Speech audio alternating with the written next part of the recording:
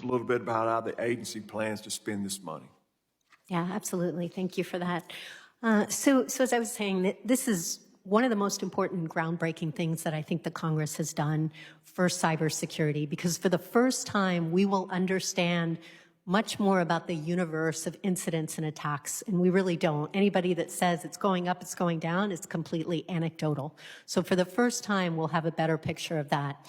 But it is not a trivial endeavor to set up the infrastructure to enable us to ingest those reports, to triage them, to analyze them, to enable a response, and then to use them in an anonymized way that protects the victim, but be able to provide that as warning to the rest of the sector and the ecosystem to help them drive down risk. So that 98 million is both people, but it's also technical infrastructure that will enable us to do all of those things, from case management to stakeholder relationship management to a threat intel platform to an analysis capability. And that's what we are putting in place now, sir, and hope that we get the additional funding to allow us to do this the right way. It's important for the nation. Thank you. And Mr. Chairman, I yield back. The gentleman yields back. I now recognize Mr. Menendez from New Jersey for 5 minutes of questioning. Thank you, Mr. Chairman and Mr. Ranking Member. Thank you for bringing us together here.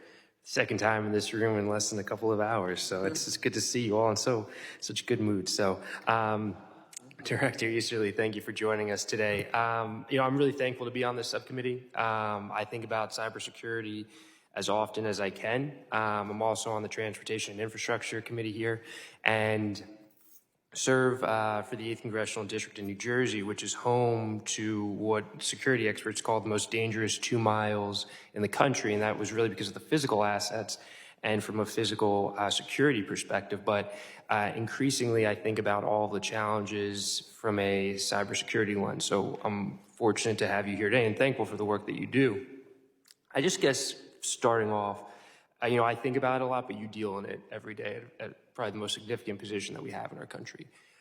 How do you feel about America's preparedness from a cybersecurity perspective, addressing, guarding against cyber attacks today in 2023, on a scale of 1 to 10, let's say?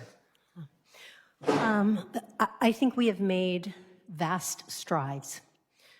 Even just over the last couple years, I think there is much work to be done, to be very frank. In particular, my big concern is nation-state adversaries, in particular China. Yep. And if you read which I'm sure you did, the Intelligence Community Annual Assessment that specifically talks about actions that China may take to disrupt our critical infrastructure in the event of a conflict, I am motivated every day on the urgency of ensuring that the country is as prepared as possible to withstand, but really to be resilient too. At the end of the day, I think our ability to prevent is very, very difficult. We have to be able to mitigate and to recover and to have the resilience to get our nation back up and running if there is a major attack. I appreciate that. And when you engage with different stakeholders from industry, government actors, what is their perception of the risk that cybersecurity or cyber threat poses to all of us, either from municipalities who may see their tax department hacked, to infrastructure or operators of various infrastructure systems, transportation systems?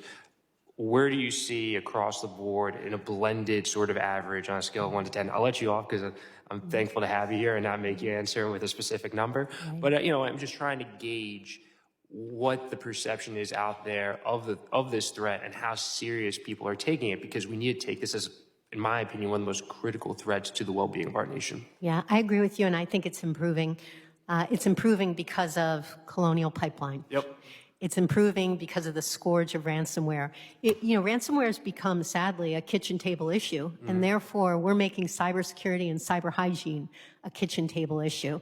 It's not where it needs to be, but it's much better because of those things. And so we are working now with the field force day in, day out, with businesses large and small, with some of these entities that weren't really thinking about their cybersecurity, and telling them these are the basics that you need to do. Because it's not, when you're doing the basics, you can actually deal with the vast majority of the kind of threats that you would get from a cyber criminal organization. And, you know, definitely let us know how we can help amplify that message, right? You know, when we do small business tours, right, we're generally talking about, you know, tax credits, the small business, right? But like, we should be talking about cybersecurity as well when we're visiting, you know, all these different institutions, small, medium-sized businesses, companies in our districts. But you're sort of alluding to the challenge that I'm sure gives you a lot of concern, that gives me a lot of concern, is that we're admittedly not where we need to be. And the way I see this threat, especially when you talk about nation-state adversaries, right? Because it's not just China, it's Russia, it's Iran, and they are serious about having this ability to target our various online components, especially our infrastructure, which concerns me. But the thing that keeps me up sometimes at night, because a lot of things in this job keep me up at night. Not my friends here. This cybersecurity subcommittee is great, but the reality is that the speed of the threat and the way in which it can develop is exceedingly fast. And as we do in this country, we're thoughtful, but that means that we're not as quick as our adversaries may be. What can we do here to enable you, to enable your partners and various stakeholders to not just be constantly playing catch up, which is going to be harder and harder to do the more compounding that this challenge becomes, but what can we do to potentially get ahead in the not too distant future? Yeah, thank you for asking the question. It's a really, really important one. First, in terms of how you can help, to help amplify our message, I think, Chairman, you've done that before in terms of, I'm a big fan of multi-factor authentication, so I think, Congresswoman, you have as well. So I would welcome all of you to help us get that message out. That's one thing. The other thing is we have done cybersecurity roundtables in some of your districts, and we would love to do more. So if that's something we can do to sit down with your constituents, please let us know. We've got field forces. Now, to your larger question, I think it's exactly the right one. At the end of the day, what we are doing as a status quo can help make us more resilient, but I do not think it's sufficient or sustainable. I think we need to take a different approach, and this is one of the things we've been doing a lot of work on. First and foremost, we need to ensure that the technology that underpins the critical services and functions that Americans rely on every day is built secure. Secure by design with a limited number of vulnerabilities, and secure by default with things like multi-factor authentication built in from the start. We have, because of misaligned incentives, basically allowed innovation, and we love innovation, but innovation should not trump safety and security in a world where we all rely on tech. So that's a really important message, and I'd love to talk more about it at a separate time. The second thing is we need to make sure that every leader, every CEO, every boardroom is embracing corporate cyber responsibility as a matter of good governance.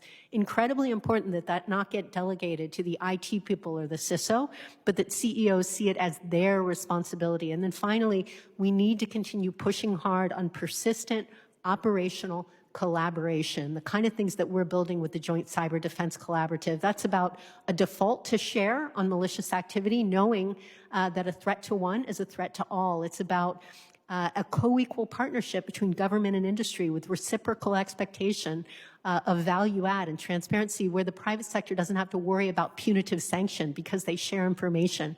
And then getting rid of the friction. It has to be a frictionless experience. We have to have shared analytics, shared platforms, and that's what we're building with our joint collaborative environment and our cyber analytic data services. So those three things are different in kind, and I believe it's those kind of things that will really enable us to get ahead of this very difficult threat. That's extremely helpful. Chair, I appreciate your generosity on time. Yield back. No, I thought it was a very important question. I really wanted that on the record. So the gentleman yields back, and I now recognize my colleague from Texas, Mr. Luttrell, for 5 minutes of questioning. What's the best part about going last? Everybody asked the questions that I was going to ask. Thank you, Mr. Menendez. That was mine. I've been prepping that for 2 weeks. You're not I've been prepping for 3 weeks. All right, well, always an overachiever. Don't worry, you're not last. I mimic my colleague from California, Mr. Swalwell's statement. You are the leading edge. You are the next phase of combative frontier in the protection of our countries, the cyberspace. We'll no longer fight wars the way that my colleagues and I did in the military with bombs, planes, and guns. It's you. And so thank you for taking and shouldering that weight. To drive a point home real quick, as far as when Mr. Menendez asked what we can do, I think we just need to stay out of your way and give you the autonomy that you need. And understanding that in the cyberspace, when it comes to threat and risk, we're so siloed. And that is an issue. Are you having success in breaking down those silos when it comes to multi-department coordination? Yeah, it's a great question. I think one of the things that the Joint Cyber Defense Collaborative gave us was the legislation. It's in statute. It's the only cyber entity in statute that says we bring together the federal cyber ecosystem. So not just CISA, but FBI and NSA and Cybercom and other agencies. That's why, it was built to actually break down those silos. And we've been doing that over a short period of time, not just bringing in industry, but bringing in state and local colleagues, bringing in international partners, and then by design, bringing in the federal government. So that is not an easy thing to do, sir. I wouldn't think so. We are trying really hard. And I have to say, I joined this job from the private sector, and I thought there were a lot of issues with silos and a lack of cohesion. And so we know what the problem is, and we were working hard to enable us to fix it. That's great to hear. I'm sure just the sheer scalability is pretty arduous. But as far as operating across multiple cloud services, with our threat hunting teams, are we having success in that? Because everyone's different. I mean, the communication between the two are just completely, they're just Army Navy to each other. That's the analogy I got. I'm sorry. Beat Navy. I was waiting on that one, right? So to my point, if we do have a threat or an active attack in a certain corporation, department, whatever, do we have success if it can move across multiple domains with CISA's ability to track that, but also notify and prevent? Yeah, so it's another really, really important question. Let me hit first on the federalcivilian.gov, because we've been looking to make a lot of improvements there. And so we have radically improved visibility that we really didn't have in SolarWinds. And so because of the authorities that we have to put endpoint detection and response capabilities at departments and agencies, we can do that persistent hunting, so we can have that visibility. We also now have something that gives us a dashboard level view to say what's going on at those systems. So that visibility is improving. On cloud providers in particular, there's something called the shared responsibility model. I think, as a military guy, if no one's in charge, no one's in charge. Right. If everyone's in charge, no one's in charge. And so I have a little bit of concern with the shared responsibility model, particularly if it's putting the burden of responsibility on businesses that just don't have the resources to bear it. So I think at the end of the day, cloud providers need to bear the bulk of the security burden. And the visibility should come back to the entity that is contracted with those cloud service providers. And so very important that things like logging, for example, security logs help us understand the nature of a threat and malicious activity. But oftentimes, if a cloud service provider is charging you extra for that security feature, then the customer will lack visibility. So there are things that we need to do to work with cloud providers to ensure that the shared responsibility model is not misplacing the burden on those who can't bear it. Okay. I really would like to see that. Not that it's not doing this, but translate down into my rural district in Polk County. That's just something that hasn't come to fruition yet. So I'm hoping that CISA will continue to push the envelope and make sure that the American public at the end of the day 100%. that needs protected, and not everyone. Yeah. Thank you so much. I yield back, Mr. Chairman. Thank you. I'd love to come out to your district and have the discussion. A bit. The gentleman yields back. I now recognize the ranking member, Mrs. Swalwell, for 5 minutes of questioning. Thank you, Chairman. And Director, as you've laid out your mission and your accomplishments and your challenges, I see it that one of your greatest challenges is to figure out what are your core competencies and what you can do well to have the greatest impact, and then what are the gaps that CISA can fill. And also, what are the most important functions that need to be carried out, even when doing so is controversial or risks picking a fight? So I was hoping you could speak to that. Yeah, thank you for asking the question. You know, when I came into this job, my predecessor is a great friend of mine, did a strategic intent document. And that laid out some great priorities for what we do operationally. But, you know, frankly, we needed a roadmap. So we spent about a year actually developing that strategic plan.